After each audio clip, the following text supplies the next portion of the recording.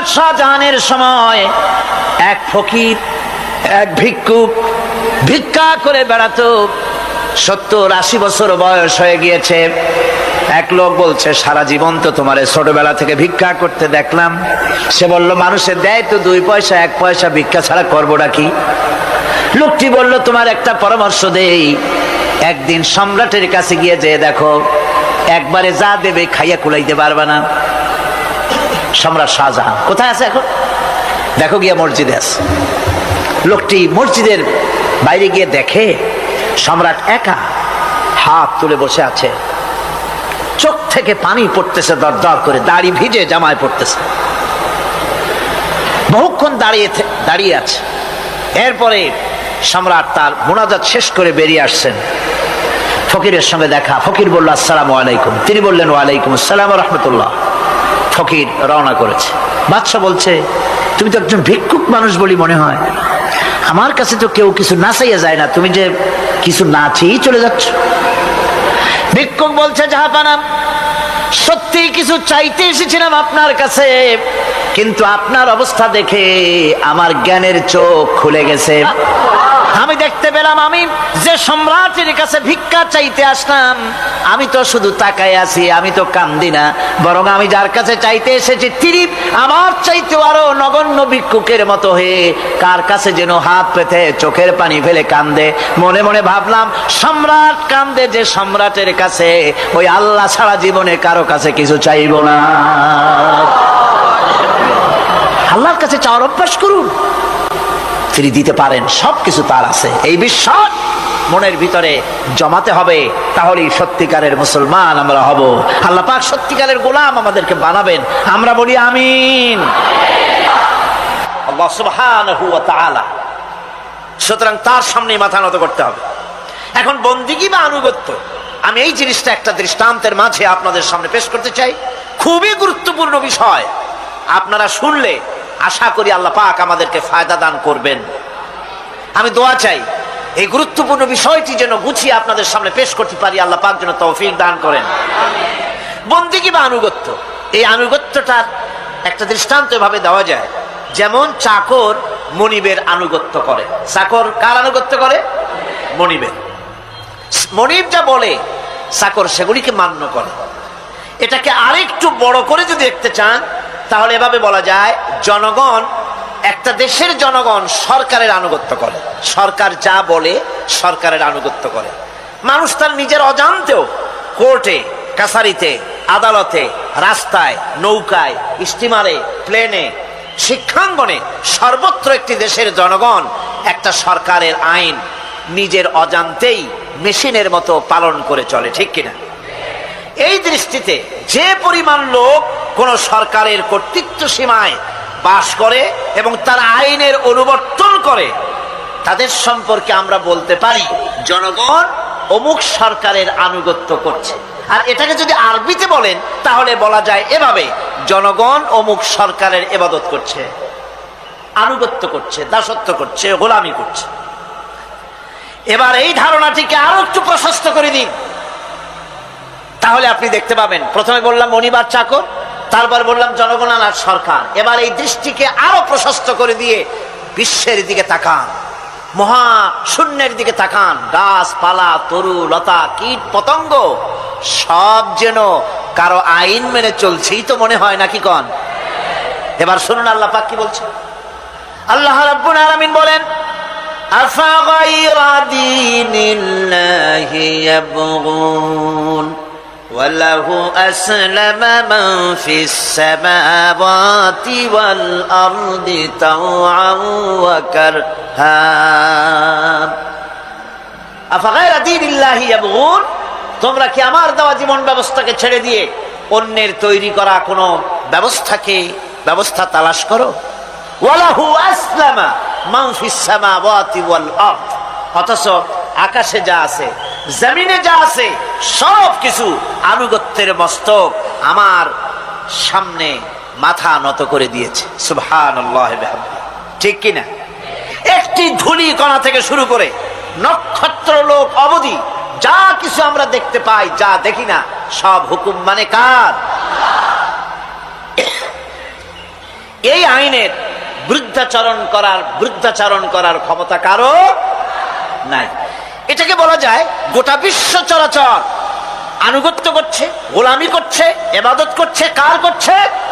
আল্লাহ পাকের। এটাকে ইংরেজিতে বলা হয় ল অফ নেচার, এটাকে আরবিতে বলা হয় কানুনে ফিতরত, এটাকে বাংলায় বলা হয় প্রকৃতির আইন। এই আইনকে লঙ্ঘন করার ক্ষমতা কারো না। বন্ধুগণ, এই পৃথিবীর আপনি লক্ষ্য করে দেখবেন কোরআন মাজিদে এই বন্দিগিকে কোথাও ইবাদত বলেছে, কোথাও তাসবিহ বলেছে, কোথাও তাকদীস বলেছে, কোথাও সুজুদ বলেছে, কোথাও কুনুত বলেছে। আল্লাহ রাব্বুল আলামিন এই ইবাদতকে, আল্লাহ পাকের এই আনুগত্যকে বিভিন্ন শব্দে ব্যবহার করেছে। যেমন وَلَهُ مَنْ فِي السَّمَاوَاتِ وَالْأَرْضِ وَمَنْ عِنْدَهُ لَا يَسْتَكْبِرُونَ عَنْ عِبَادَتِهِ وَلَا يَسْتَحْسِرُونَ। আসমান এবং জমিনে যা কিছু আছে সব আল্লাহ পাকের, আর যে সব ফেরেশতারা তার নিকটে আছে তারা সবাই আল্লাহ পাকের বন্দেগী করছে। আল্লাহ পাকের বন্দেগী করার ভিতরে কেউ ত্রুটি করছে না। ইউসাব্বিহুনাল লাইলা ওয়ান নাহারা লা ইয়াফতুরুন।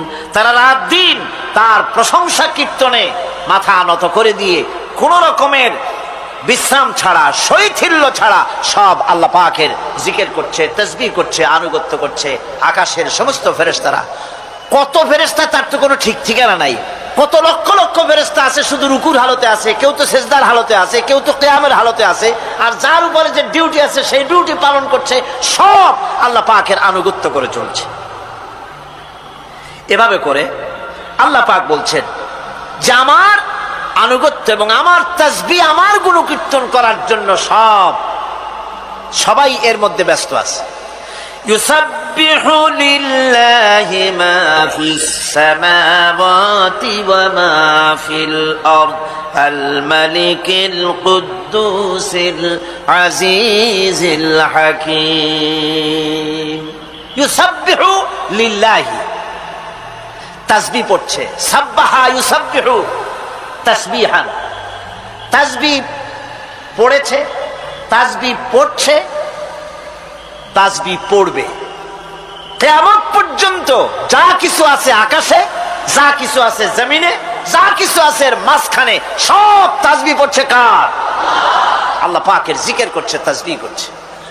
হযরত ইউনূস আলাইহিস সালাম মাছের পেটে যখন ঢুকে পড়েছিলেন, যখন নিজের জীবন সম্পর্কে হতাশ হয়ে গিয়েছিলেন, তখন তিনি শুনতে পাচ্ছিলেন চতুর্দিকে যে সমস্ত জলচর প্রাণী আছে, হাত্তাকে সমুদ্রের তলদেশের, দরিয়ার তলদেশের বালুকণা, পাথরের নুড়ি, শৈবাল সব কিছু থেকে আল্লাহ পাকের জিকির হচ্ছে। ভিতর থেকে আওয়াজ আসতেছে আল্লাহ আল্লাহ আল্লাহ আল্লাহ আল্লাহ আল্লাহ আল্লাহ আল্লাহ আল্লাহ। জোরে বলেন আল্লাহ আল্লাহ আল্লাহ আল্লাহ আল্লাহ আল্লাহ আল্লাহ। হযরত ইউনূস আলাইহিস সালাম তখন বললেন লা ইলাহা ইল্লা আনতা সুবহানাকা ইন্নী কুনতু মিনাজ জালিমিন। বলেন লা ইলাহা ইল্লা আনতা, তুমি ছাড়া কোনো ইলাহ নাই। আমি তোমার প্রশংসা করছি, আমি তোমার পবিত্রতা ঘোষণা করছি। আমি নিজের উপর জুলম করেছি। গাছপালা, তরুলতা সব তাসবিহ পড়ছে, জিকির করছে কার? আল্লাহ পাক। এই জন্য রাসূল কারীম সাল্লাল্লাহু আলাইহি ওয়াসাল্লাম বলেছেন গাছের পাতাটিও ছিল না, প্রয়োজন হলে গাছটা কেটে ফেলো, কিন্তু বিনা প্রয়োজনে গাছের পাতাও ছিল না। কারণ গাছের পাতা আল্লাহ পাকের জিকির করছে। কার জিকির করে? শুধু তাই নয়, আল্লাহ পাকের এক বিরাট সিস্টেম, এক বিরাট কুদরতের মাধ্যমে গোটা পৃথিবী চলছে। এর কোনো পরিবর্তন হবে না। নারকেল গাছে কোনোদিন বেল হবে না, বেল গাছে কোনোদিন তাল হবে না, কাঁঠাল গাছে কোনোদিন খেজুর হবে না, আবার খেজুর গাছে কোনোদিন লিচু হবে না। হবে নাকি? ওয়ালান তাজিদা লিসুন্নাতিল্লাহি তাবদীলা। আমার প্রকৃতির আইনের মধ্যে, আমার ল অফ নেচারের ভেতরে কোনো পরিবর্তন হবে না, সবগুলি আমার আইন মানতে হবে। এখন হতে পারে এমন যে ব্যক্তি আল্লাহরে মানে না, ব্যক্তি বোঝেন না নাকি বোঝেন না, একটা মানুষ আল্লাহরে মানে না, ও না মানতে পারে যে জিহ্বাটে দিয়া বলে দেয়ার ইজ নো গড, স্রষ্টা বলতে কেউ নাই, যে জিহ্বাটে দিয়া বলে সে জিহ্বা হুকুম মানে কার? আল্লাহ পাকের হুকুম মানে। কিরকম? এমনি এমনি একটা চাউল তৈরি হয় না, একটা ডিম তৈরি হয় না, এমনি এমনি পৃথিবীটা হয়ে গেল। সবগুলির পেছনেই আল্লাহ পাক আছেন, তিনি সৃষ্টি করেছেন। এখন উপাস্যের প্রতি এই সৃষ্টি মানুষের দৃষ্টি আকর্ষণ করে। উপাস্য পাও না কে আল্লাহ, তা ঠিক পাও না, তা দেখাবার জন্য এই পৃথিবীর আল্লাহর সৃষ্টি প্রত্যেকটি পদার্থ, প্রত্যেকটি জিনিস ইঙ্গিত করে নিঃসন্দেহে কেউ না কেউ আছে, আর তার নাম হচ্ছে আল্লাহ। তার নাম কি? আরো জনে বলেন, নাম কি? আল্লাহ পাক। এখন প্রশ্ন ওঠে, আল্লাহরে বানাইছে কেডা? বলে তো মুরগি আগে না ডিম আগে? ডিম যদি আগে হয়ে থাকে তো ডিমটারে পারলো কে? আর মুরগি যদি আগে হয়ে থাকে, কোথার থেকে মুরগি এসে উড়ে এসে জুড়ে বসলো, আইলো কই থেকে? আল্লাহ যদি একজন থেকেই থাকেন তাহলে তার স্রষ্টাকে? এই প্রশ্ন তুলেছেন বার্টন রাসেল। প্রশ্ন তুলেছে স্রষ্টার স্রষ্টাকে। আমি দেখলাম এক আর্মি অফিসার একটা বই লিখেছেন, আমার এত ভালো লাগলো। বইটার নাম হচ্ছে আল কোরআন দ্য চ্যালেঞ্জ, মহাকাশ পর্ব। দারুণ লিখেছেন তিনি, আপনারা যদি পান খুঁজে নিয়ে পড়বেন। সে বইয়ের শেষ ভাগে গিয়ে তিনি এটার জবাব দিয়েছেন, স্রষ্টার স্রষ্টাকে তাই তুমি তালাশ করো, কানা চায় মানে কুজো চায় শীতই শুইতে। একটা লবণ কণার দৃষ্টান্ত তিনি দিয়েছেন। একটা লবণ কণা, একটি লবণ কণার ভিতরে যতগুলি মলিকুল থাকে, একটা লবণ কণার ভিতরে যতগুলি ক্যালাস থাকে, একটা লবণ কণার ভিতরে যতগুলি উপকরণ আর উপাদান থাকে, অর্থাৎ একটা লবণ কণা যত উপকরণ যত উপাদান ধারণ করে, তার ধারণ ক্ষমতা যতখানি, এতখানি জিনিস ধারণ করতে 1000 বার্টন রাসেলের মগজের দরকার। একটা লবণ কণা, সেইটা চিন্তা করাই কঠিন। আর এত বড় মহাবিশ্ব যিনি সৃষ্টি করেছেন তার স্রষ্টাকে তালাশ করতে চাও, এটা কি স্বাভাবিক কথা? এটা পাগলের প্রশ্ন হতে পারে, এটা পাগলের প্রশ্ন হতে পারে। গ্যাগারিন টিটপ আর প্রথম মহাশূন্যচারী ছিল। গ্যাগারিন বেটা মহাশূন্য ঘুরি টুরি আসে কয় কি, কয় যে মুসলমানেরা যারে কয় আল্লাহ, হিন্দুরা যারে কয় ভগবান, খ্রিস্টানরা যারে কয় গড, মহাশূন্য এত ঘুরলাম, আল্লাহরেও দেখলাম না, ভগবানও দেখলাম। আজীব তামাশা। তুমি তো তোমার শরীরটাই দেখো না, তোমার শরীরটাই তো তুমি দেখতে পারো না। তোমার মাথার তালুটা কেমন তা কি দেখছো কখনো? আয়না নিচের দিকে দিয়ে ঠ্যাং উপরের দিকে দিয়ে তাকাইলে যদি দেখো মাথার তালু কেমন। নিজের ঘাট দেখো না, পিঠ দেখো না, নিজের হিপ দেখতে পারো না। আয়না টায়না সাইড পাঁচখান না নিয়ে দেখার উপায় নাই কোন জায়গায় কি আছে শরীরে। নিজের শরীরটাই দেখো না, কত বড় সাহস! এই শরীরের স্রষ্টাকে দেখতে চাও? লা তুদরিকুহুল আবসার। কোন দৃষ্টি শক্তি তাকে মুহাইয়া করতে পারবে না। তার দৃষ্টি সকলকে আয়ত্ত করবে, কিন্তু পৃথিবীর কোন দৃষ্টি শক্তি তাকে আয়ত্তের ভিতরে নিতে পারবে না।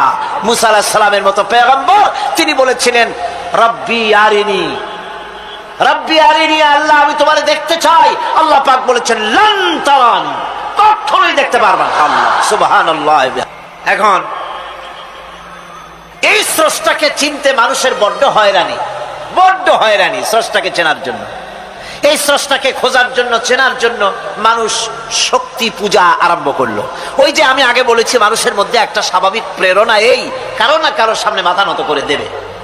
সেজন্য মানুষ, কেউ তো আগুনকে পূজা করলো, আগুনের ভিতরে শক্তি আছে বলে আগুনের সামনে মাথা নত করে দিল, পাহাড়ের সামনে মাথা নত করে দিল, মূর্তি বানাইয়া মূর্তির সামনে মাথা নত করলো, কাঠের মূর্তি, মাটির মূর্তি বানাইয়া তার সামনে মাথা নত করে দিল। এগুলির সামনে যদি তুমি মাথা নত করলে, এগুলি কি মাছির মতো একটা ছোট্ট প্রাণীও বানাতে পারবে? এই চ্যালেঞ্জ কার? আল্লাহ পাকের। কোরআন শরীফে আল্লাহ পাক বলেছেন নবী ওদের বলেন, ওরা কি মাছির মতো ছোট্ট একটা প্রাণী বানাতে পারবে? পারবে না। এমনকি ওদের সামনে যে খাদ্যগুলি রাখা হয়, মূর্তি টূর্তি বানায় সামনে যে খাদ্য রাখা হয়, এই খাদ্যের উপরে যদি মাছি পড়ে, খাবারগুলি উড়ায় নিয়ে যায়, অথবা ওদের নাকের উপর এসে যদি মাছি এসে পড়ে, এই মাছিটাকে এতগুলো হাত সাথে একটা টোকা দিয়ে একটা মাছিকে উড়ায় দিতে পারবে না। পারবে? পারবে না। সুতরাং বুঝতে হবে, একথা বুঝতে হবে, স্রষ্টাকে তালাশ করতে গিয়ে মানুষেরা আগুনের পূজা করলো, পাথরের পূজা করলো, গাছের পূজা করলো, মাছের পূজা করলো, সাপের পূজা করলো, বাঘের পূজা করলো, শেষ পর্যন্ত সেক্সুয়াল অর্গান, এটার বাংলা করলাম না, এটারও পূজা করলো। এটাকে একটা শক্তির প্রতীক মনে করে এটার সামনেও মাথা নত করলো। বন্ধুগণ, মাটির পূজা করলো, জমিনকে নিজের মা মনে করে এটার পূজা করলো। অথচ আল্লাহ পাক পরিষ্কার করে বলে দিয়েছেন, লা ইলাহা ইল্লা আনা ফা'বুদুন, আমি ছাড়া কোনো ইলাহ নাই, আল্লাহ ছাড়া কোনো ইলাহ নাই। কোরআনে কারীম বলছে, ইন্নাল্লাযীনা তাদউনা মিন দুনিল্লাহি ইবাদুন আমসালুকুম। আল্লাহ পাক বলেন, আমাকে বাদ দিয়ে তোমরা যার সামনে মাথা নত করো, যার সামনে পূজা করো, অর্চনা করো, বন্দিগি করো, ওটা তোমার মতো আমার আরেকটি গোলাম। তুমি যেমন আমার গোলাম, ওটা আমারই গোলাম। একটু জোরে সরে জিকির করেন, লা ইলাহা ইল্লাল্লাহ, লা ইলাহা ইল্লাল্লাহ, লা ইলাহা ইল্লাল্লাহ, লা ইলাহা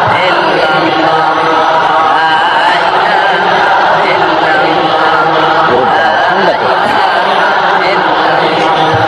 লা ইলাহা ইল্লাল্লাহু মুহাম্মাদুর রাসূলুল্লাহ। সুতরাং বোঝা যাচ্ছে আল্লাহ হচ্ছেন এক এবং একক। এই আল্লাহ সুবহানাহু ওয়া তাআলা তিনি বলছেন, আমাকে বাদ দিয়ে যার সামনে মাথা নত করো, ওরা আমার গোলাম। সূর্য কার গোলাম? চন্দ্র কার গোলাম? সাপ বলেন, বাঘ বলেন, আগুন বলেন, সব কার গোলাম? এগুলি সব বিশ্ব কবি, কবি সম্রাট আল্লামা ডক্টর ইকবাল কি সুন্দর করে বলেছেন, আজ ভি হো জো ইব্রাহিম কা ইমা पैदा, आज भी हो जो इब्राहिम का इमां पैदा, आ कर सकती है एक अंदाज गुलिस्तां पैदा। ইব্রাহিমের ঈমান যদি আজও কোথাও হয় বিদ্যমান, করতে পারেন অগ্নিকুণ্ডে খুবসুরত এক গুলিস্তান। এখনো যদি ইব্রাহিমের ঈমান যদি কারো মধ্যে জাগ্রত হয়, আর তাকে যদি আগুনে ভালানো হয়, সে আল্লাহ আজও আছেন না? নাই? আছে কিনা? আল্লাহু লা ইলাহা ইল্লা হুয়াল হাইয়ুল কাইয়্যুম। পড়েন সবাই, আল্লাহু লা ইলাহা ইল্লা হুয়াল হাইয়ুল কাইয়্যুম। তিনি সদা জাগ্রত, তিনি চিরঞ্জীব। সুতরাং মহান শক্তিধর আল্লাহ পাক, তার হচ্ছে সব গোলাম। তুমি গোলাম হইয়া আর এক গোলামের কাছে হাত পাতো, সে তোমারে কিচ্ছু দিতে পারবে না। আমি দৃষ্টান্ত দিদি গিয়ে বলি, একজন ভিক্ষুক সে যদি আর একজন ভিক্ষুকের কাছে গিয়ে বলে, ভাই আমারে 10টা টাকা দাও, সে 10 টাকা পাবে কই? সারাদিন খয়রাত করিয়া পাইছে মোটে 5 টাকা, তোমারে তো 10 টাকা দিতে পারবে না। ও ভিক্ষুক, তুমিও ভিক্ষুক। সুতরাং গোটা বিশ্ববাসী হচ্ছে আল্লাহ পাকের কাছে ভিক্ষুক। সবগুলি কি ভিক্ষুক? প্রধানমন্ত্রী হোক, প্রেসিডেন্ট হোক, প্রধান সেনাপতি হোক, আল্লাহ পাকের দরবারে এগুলি কিচ্ছুই না, গোলাম। এগুলি সব কি? গোলাম আর গোলাম। সুতরাং মাথা নত করা যাবে না কারো সামনে। এই প্রকৃতি, এই নেচার শেখাচ্ছে একজন আছেন, সেটাকে বুঝতে হবে। বোঝার জন্য আল্লাহ কি দিয়েছেন? কি বোঝার জন্য আল্লাহ পাক মানুষকে ব্রেন দিয়েছেন, বিবেক দিয়েছেন। শোনার জন্য কান দিয়েছে, দেখার জন্য চোখ দিয়েছে। আল্লাহ পাক বলছেন, লাহুম কুলুবুন লা ইয়াফকাহুনা বিহা ওয়া লাহুম আয়ুনুন লা ইউবসিরুনা বিহা ওয়া লাহুম আযানুন লা ইয়াসমাউনা বিহা উলাইকা কাল আনআম বাল হুম আযাল উলাইকা হুমুল গাফিলুন। আমি যাদেরকে কান দিয়েছিলাম, কলব দিয়েছিলাম, বিবেক দিয়েছিলাম, বিবেক দিয়ে সব বুঝলো কিন্তু আমারে বুঝলো না। বিবেক দিয়া সব বুঝলো, বিবেক দিয়া সমস্ত জিনিস নিজের স্বার্থের জিনিসগুলি বুঝলো কিন্তু আল্লাহকে বুঝলো না।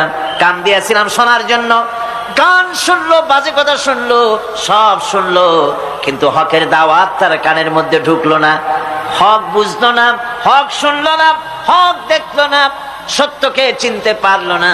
আল্লাহ পাক বলেন উলাইকা কাল আনআম, এরা হলো চতুষ্পদ জানোয়ার, জানোয়ার পশু। আল্লাহ কয় না খালি পশু কইলে সারে না, বাল হুম আদাল, একেবারে পশুর চাইতেও নিকৃষ্ট। কারণ কি?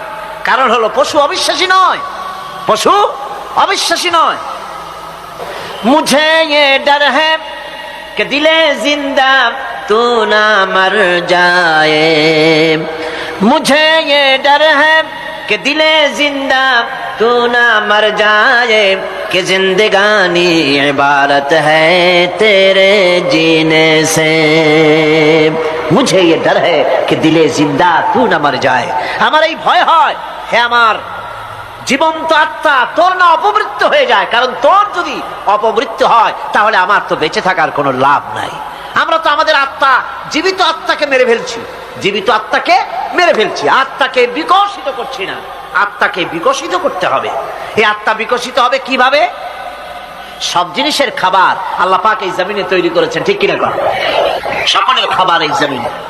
মানুষ যেহেতু তৈরি হয়েছে এই মাটি দিয়ে, সেই জন্য আল্লাহ রাব্বুল আলামিন মানুষের খাবার মাটি দিয়ে তৈরি করে দিয়েছেন। কলা দিয়েছেন, কচু দিয়েছেন, আলু দিয়েছেন, মূলা দিয়েছেন, তাল দিয়েছেন, বেল দিয়েছেন, মাছ দিয়েছেন, তরকারি দিয়েছেন, পনির দিয়েছেন, দুধ দিয়েছেন, গোশ দিয়েছেন। খাবারের কোনো অভাব রাখেন নাই, সব মাটি দিয়েছে। কিন্তু যেই রুহটা আমাদের ভিতরে, যে আত্মাটা আমাদের মধ্যে, যে আত্মা থাকলে পরে বাঁচি, আত্মা না থাকলে পরে মরে যাই, সেই রুহের খাবার আমরা কেউ দিতেছি না। রুহটা কি?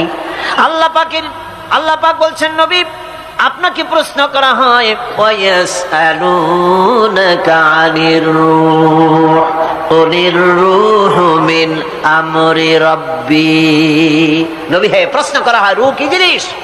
এর জবাব হচ্ছে এই বলে দিন, রূহ হচ্ছে আল্লাহর একটু অর্ডার, একটু হুকুম তোমার ভিতরে কাজ করছে। ওই রূহেরও কিছু খাবার আছে, ওই রূহেরও কিছু খাবার আছে। সেই রূহকে খাবার জমিনে তৈরি হবে না। রুহ গোশত খাবে না, পনির খাবে না, দুধ খাবে না, সর খাবে না, ফল খাবে না, কি খাবে? রুহের খাবার। যেহেতু রুহ এই পৃথিবীতে তৈরি হয় নাই, রুহ এসেছে আলমে আরওয়াহ থেকে, সেজন্য রব্বুল আলামিন রুহের খাবার পাঠিয়েছেন লৌহ মাহফুজ থেকে। আল্লাহ পাক কোরআনে কারীমকে রুহের খোরাক করে পাঠিয়েছেন। রুহকে যদি বাঁচাতে চান তাহলে তার একমাত্র খাদ্য হতেছে তেলাওয়াতে কোরআন, তেলাওয়াতে কোরআন। যত তেলাওয়াত করবেন ততই মজা লাগবে। সুবহানাল্লাহ, কোন সুবহানাল্লাহ।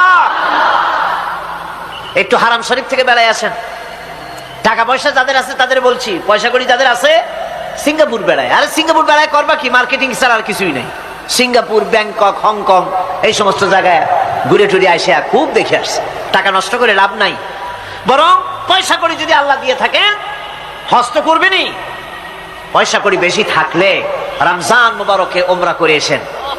রাসূল করিম সাল্লাল্লাহু আলাইহি ওয়াসাল্লাম বলেছেন, যে ব্যক্তি রমজান মুবারকে উমরা করলো সেজন্য আমার সাথে হজ আদায় করলো। কেন বলছি? এই জন্য বললাম, আল্লাহ পাক আমাকে কয়েকবার নসিব করেছেন। সেখানে যখন রমজান মুবারকে যখন তেলাওয়াত হতে থাকে তারাবিহের ভেতরে, মনে হচ্ছে যেন আকাশ থেকে ওহী নাজিল হতেছে। মানুষের চোখের পানি, নাকের পানি একাকার হয়ে যায় হারাম শরীফের ভিতরে। সেখানে তো মুনাজাত, সারা বছর মুনাজাত হয় না, মুনাজাত হয় রমজান মুবারকে বেতেরের নামাজের ভিতরে। বেতেরের নামাজের ভিতরে ইমাম সাহেব হাত তুলে মুনাজাত করেন। অন্তত 8 থেকে 10 লক্ষ মানুষ হজের মৌসুমের মতো কাঁদতে কাঁদতে পাগল হয়ে যায়। কোরআন কি মজা! কোরআন হচ্ছে রুহের খাবার।